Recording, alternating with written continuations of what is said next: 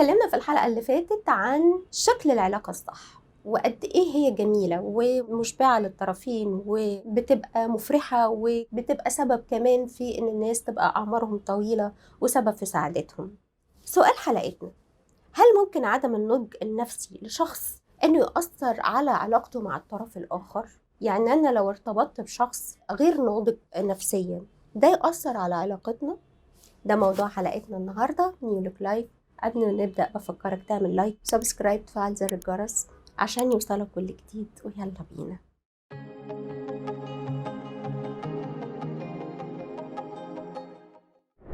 مثلا شاب عايز يكمل الواجهة الاجتماعية بتاعته فيروح عايز يرتبط بملكة جمال الكون اللي ما فيهاش غلطة عشان لما يمشي معاها الناس تشاور عليه وتقول واو. او مثلا ممكن نلاقي واحدة تقول يا سلام بقى، لو الاقي اللي يحبني هفرح جدا واشعر اني محبوبة وان ليا قيمة في وسط المجتمع. ساعتها مش هحس ابدا بالنقص او اكون قليلة.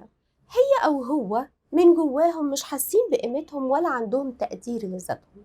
كل واحد فيهم مستني علاقة تديه القيمة والتقدير من براه، يدخل العلاقة وعايز شفاء من جروحه القديمة وترميم لنفسيته. للأسف العلاقات دي اللي هيدخلوا فيها مش هتكون علاقة صحية ومشبعة، لكن المفاجأة إنها مخالفة لكل توقعاتهم. عارفين ليه؟ اللي بيحصل في العلاقة مع شخص غير سوي بتلاقيه بدون وعي منه وبدوافع خفية مرضية بيستغل العلاقات لتعويض النقص اللي عنده بطرق غير سليمة، زي التعلق الزائد أو التملك المرضي. فنلاقي الطرف الآخر بيكون ضحية العلاقة دي.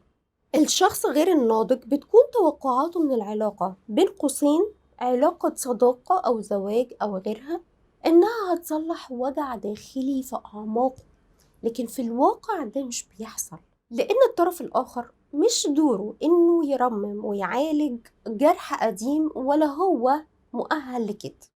موضوع الشفاء والعلاج الداخلي ده محتاج متخصص عنده الدراسة العلمية والخبرة العملية إنه يظبط معاك الوجع اللي حصل في نفسيتك لغاية ما تتشفي تماما.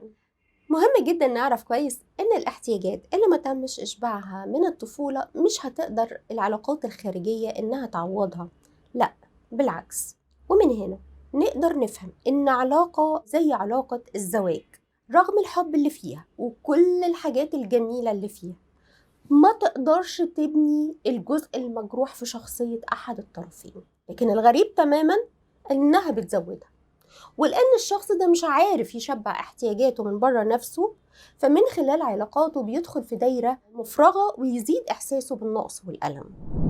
لاري كراب بيقول في كتابه بناء الزواج إنه أكتر الزوجات في العالم قبولا لزوجها ستفشل في تسديد احتياجات زوجها للمعنى والقيمة، وكمان أكتر الأزواج في العالم حبا لزوجته ما يقدرش يسدد احتياج زوجته للأمان. كل منهما لا يكفي للآخر. مهم قوي إن الشخص يشبع احتياجاته قبل ما يدخل في علاقة جديدة. ده هيساعده جدا جدا جدا في إنه يدخل في علاقة إنسانية صحية وجميلة ومشبعة. يا ترى قابلت شخصية زي كده في حياتك؟ اكتب لي في الكومنتات كان شعورك ايه وتعاملت معاها ازاي. اتمنى لكم كل السعادة واشوفكم في حلقة جديدة من نيو لوك لايف.